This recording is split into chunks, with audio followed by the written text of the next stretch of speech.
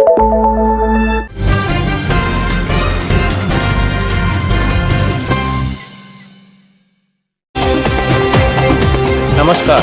आप देख रहे हैं कोट न्यूज़ बुलेटिन। पावटा में कोरोना बम फूट पड़ा है। यहां सीएचसी रोड पर रहने वाले एक परिवार के 11 लोग पॉजिटिव निकले हैं। इस तरह 3 दिन के भीतर पावटा में कोरोना पॉजिटिव मरीजों की संख्या 14 हो गई है।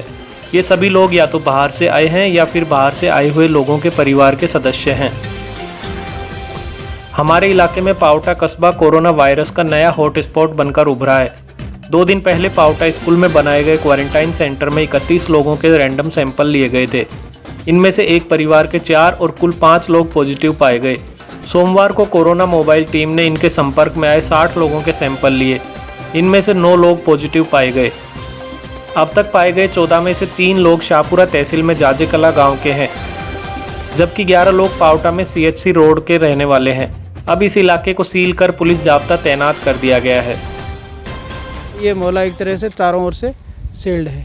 इसके बाद इनके जो फैमिली मेम्बर्स है या इनके जो कॉन्ट्रैक्ट में किसी भी तरीके से आए थे, उन सबको क्वारंटाइन किया गया है और उनको क्वारंटाइन सेंटर पर रखा गया है। जिनकी आज सैम्पलिंग का रिज़ल्ट आया तो 9 और पॉजिटिव पाए गए जो उन्हीं परिवार से ही संबंधित है। तो इस पूरे मोहल्ले को हमने सील कर रखा है और जाब्ता लगा रखा है और बाकी भी पूरे बाज़ार में हम समझाइश भी कर रहे हैं और थोड़ा सख्ती भी दिखा रहे हैं कि भीड़ भाड़ कम हो और एक दूसरे के संपर्क में लोग नहीं आ पाएँ। सोशल डिस्टेंसिंग का पालन करें और सरकार की गाइडलाइन का पालन करें। एक साथ इतने मामले सामने आने के बाद पावटा में हड़कंप सा मच गया है। बाजारों में सोशल डिस्टेंसिंग की पालना के लिए पुलिस सख्ती कर रही है।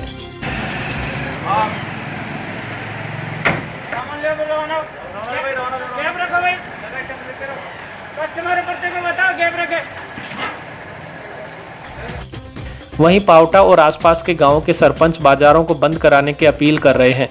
इसी मुद्दे पर आज पंचायत समिति में बैठक भी हुई। शासन की स्थिति ये है कि जो कंटेनमेंट जो एरिया जो पहले 3 किलोमीटर था वो 1 किलोमीटर कर दिया। तो उस 1 किलोमीटर के अंदर जो दुकानें खुल रही हैं उनके ऊपर किसी प्रकार की कोई पाबंदी नहीं है। जनता का आवागमन वैसे ही है, भारी भीड़ हो रही है और एकदम लापरवाही बरती जा रही है। मेरे अनुरोध करने के बावजूद भी किसी प्रकार का कोई संज्ञान नहीं लिया जा रहा मार्केट के प्रति। अभी प्रशासन बाहर से आए हुए हर 10वें व्यक्ति का रैपिड टेस्ट करवा रहा है। इनमें कोरोना पॉजिटिव मरीजों का औसत बहुत ज़्यादा निकल रहा है। लोगों को आशंका है कि अगर सबकी जांच कराई जाए तो पॉजिटिव मरीजों की संख्या बहुत ज़्यादा बढ़ सकती है। ये पावटा का वही मोहल्ला है, कुमारों का मोहल्ला इसका नाम है, जहाँ पर कल 6 मरीज़ कोरोना पॉजिटिव मिले हैं, 6 लोग कोरोना पॉजिटिव मिले हैं। और इस पूरे इलाके को ये रास्ता है, एक उधर से और एक इधर से, इसको सील कर दिया गया है। टोटल अभी पुलिस का जाब्ता और ज़्यादा लगाया जा रहा है। बाज़ार में भी बाज़ार को इसको बंद कराने की कवायद चल रही है। प्रशासन से बात चल रही है। सरपंच प्रतिनिधि ने कहा है कि इसको बाज़ार को बंद कराया जाए कुछ दिन, ताकि संक्रमण को रोका जा सके। हालांकि कैंटोनमेंट एरिया को लेके कुछ नई गाइडलाइंस आई हैं। पहले शायद 3 किलोमीटर का एरिया कैंटोनमेंट घोषित किया जाता था, अब 1 किलोमीटर का है। वो अभी प्रशासन की बैठकें चल रही हैं, उसके बाद डिसाइड किया जाएगा कि पावटा को पूरा बंद किया जाए या इसको खोला जाए। बाकी दूसरी बात एक ये है कि जो रैंडम सैम्पलिंग की बात है, ये बाहर से जो प्रवासी आ रहे हैं उनका रैंडम सैम्पलिंग किया जा रहा है और इसमें एक मेजर पोर्शन बाहर से आने वालों का लगभग, जैसे कल कोटपुतली BCMO से भी हमारी बात हो रही थी तो उन्होंने कहा था कि 20 लोगों का रैंडम सैंपल लिया गया था, जिसमें से 5 लोग कोरोना पॉजिटिव माने गए। यानी कुल मिला के ये कहा जाए कि 25% का रेशियो आ रहा है पॉजिटिव का। तो यही प्रशासन के लिए दुविधा की बात हो रही है कि अगर रैंडम सैम्पलिंग बढ़ाई जाती है तो ये रेशियो बढ़ेगा, कोरोना पॉजिटिव लोगों की संख्या और ज़्यादा बढ़ेगी। अब देखने वाली बात यह है कि इसको कंट्रोल कैसे किया जाता है। महेंद्र सैनी, कोट न्यूज़।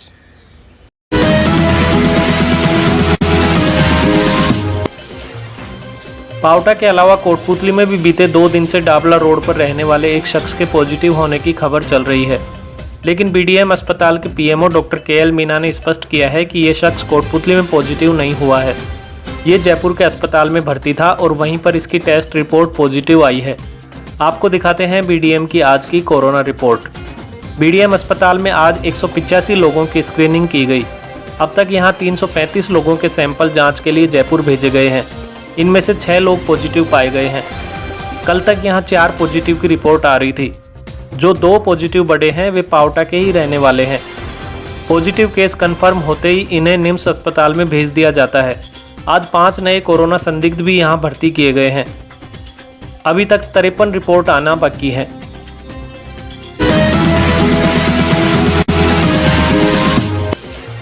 नारेड़ा इलाके में कोरोना पॉजिटिव मिलने के बाद आज 24 लोगों के सैंपल लिए गए।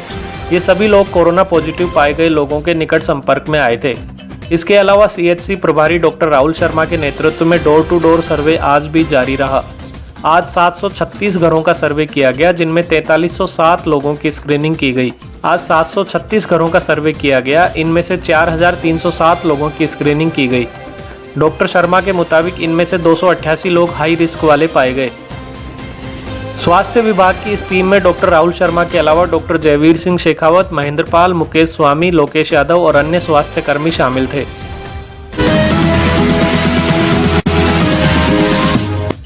विराटनगर में पेयजल समस्या को लेकर बीजेपी नेता कुलदीप धनखड़ ने प्रशासन पर राजनीतिक भेदभाव के आरोप लगाए हैं। धनखड़ के मुताबिक उपखंड अधिकारी ने पूर्व में एक बैठक बुलाकर टैंकर सप्लाई के आदेश दिए थे, लेकिन टैंकर सप्लाई का राजनीतिकरण कर दिया गया है। धनखड़ के मुताबिक कस्बे के वार्ड नंबर 16, 17 और मेंडोला क्षेत्र में 20 दिन से पानी सप्लाई नहीं किया जा रहा है। धनखड़ ने पूर्व चेयरमैन भागीरथ सैनी और कई अन्य लोगों के साथ उपखंड अधिकारी से मुलाकात भी की। इस बैठक में उपखंड अधिकारी ने 2 दिन में पेयजल व्यवस्था सुधारने का भरोसा दिलाते हुए गंदे पानी की सप्लाई करने वाले टैंकर को भी फटकार लगाई।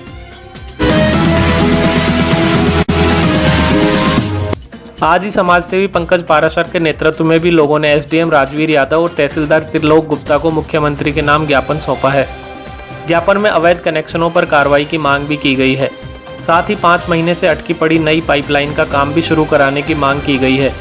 लोगों ने प्रशासन को 31 मई तक का अल्टीमेटम देते हुए आंदोलन की चेतावनी दी है।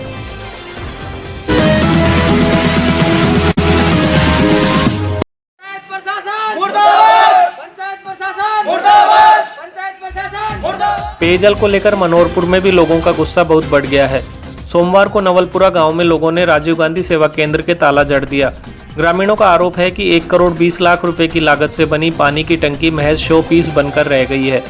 पिछले 3 महीने से लोगों को पानी की भारी समस्या हो रही है। ग्रामीणों ने बताया कि आम आदमी का सारा दिन पानी के जुगाड़ में बीत जाता है, क्योंकि दबंगों ने सरकारी लाइन से अवैध कनेक्शन कर रखे हैं। प्रशासन और जलदाय विभाग से बार बार शिकायतों के बावजूद कुछ नहीं किया जा रहा है। सूचना पर पुलिस पहुंची और समझाइश के बाद केंद्र का ताला खुलवाया। विकास अधिकारी विजय घोषला ने 3 दिन के अंदर पेयजल समस्या के निराकरण का भरोसा दिलाया है। इस समस्या से 3 महीने से लगातार पंचायत प्रशासन को अवगत करवा दिया गया, लेकिन फिर भी कोई ठोस कदम नहीं उठाया गया। उसके चलते आज ग्रामीणों की मदद से हमने यह धरना प्रदर्शन दिया। एसडीएम साहब और ग्राम विकास अधिकारी नवलपुरा, अधिशासी अभियंता शाहपुरा के नाम ज्ञापन दिया और एक मामटोरी खुर्दिया नवलपुरा में एक ट्यूबवेल के लिए भी हमने अवगत करवाया। जो भी समस्या बताई इसको मैं सकारात्मक तरीके से लेकर पूरी मेरी कमेटी और आप लोगों के सहयोग से समाधान कर दूंगा। इसके लिए जो भी आपसे सहयोग मांगा जाएगा वो आपको देना होगा। आगे हमसे नहीं होगा तो हम आगे जो भी प्रशासन की जरूरत होगी वो उच्च अधिकारियों से मांग लिया जाएगा। शिकायतें बिजली विभाग से भी हैं। पनियाला में 33 केवी लाइन के बिजली के तार लटककर जमीन से मात्र 3-4 फीट ऊंचाई पर ही रह गए हैं। 33 केवी की सप्लाई लाइन 3-4 फीट तक करंट फेंकती है। इससे आसपास काम करने वाले मनरेगा श्रमिकों और अन्य ग्रामीणों में दहशत है। बिजली विभाग को कई बार शिकायत दी गई, लेकिन लगता है कि विभाग की नींद तभी खुलेगी जब कोई इंसान इस लाइन की चपेट में आ जाएगा। कोर्ट न्यूज बुलेटिन में अब रुकेंगे एक छोटे से ब्रेक के लिए। ब्रेक के बाद आपको दिखाएंगे कि गंगा कॉलोनी के बुजुर्ग ने क्यों खाया जहर।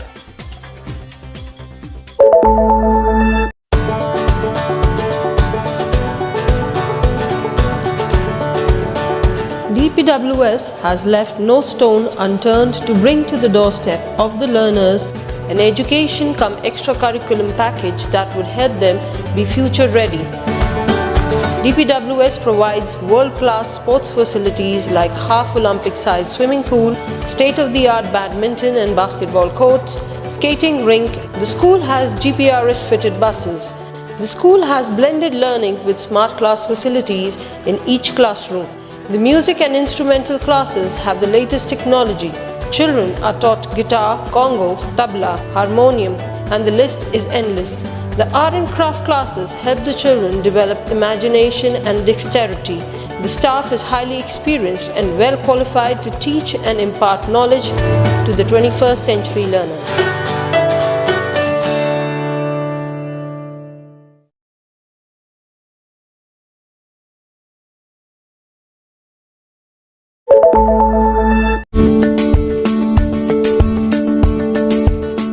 Acres campus, more than 1200 students, 150 plus teachers and staff, state-of-the-art classrooms, classroom coaching for NEET, JEE.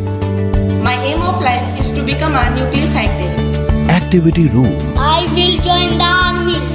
Art room. I want to be an artist. Music room. I want to become a musician. Modernized laboratories, dedicated cricket stadium and 4 practice pitches, fully air-conditioned girls and boys hostel, 23 buses for day scholars adjacent to NCR. We are the Rajasthan International School, Kotputli. We at TRIS believe in all-round development of the child. We not only provide the excellence in academics, but we focus also in the sports. For the betterment of academics, we have recruited the high professional faculty from all over India. We are also providing the IIT and NEET coaching with the highly professional coaching staff. Our main focus is every child should be given proper weightage and they may get their cherished goal in their life. The Rajasthan International School, Kotputli. Online admissions are open. Please visit www.therajasthanschool.edu.in. Break के बाद एक बार फिर आपका स्वागत है। कोटपुतली की Ganga colony में रहने वाले एक शख्स ने पारिवारिक विवाद के बाद जहरीला पदार्थ खाकर जान दे दी। पुलिस के मुताबिक 60 वर्षीय धर्मपाल महाजन झगड़े के बाद घर से निकल गया था। बाद में वह अचेतावस्था में LBS कॉलेज के पास पड़ा मिला। उसे BDM अस्पताल लाया गया, लेकिन डॉक्टरों ने बताया कि जहरीला पदार्थ खा लेने की वजह से उसकी मौत हो गई।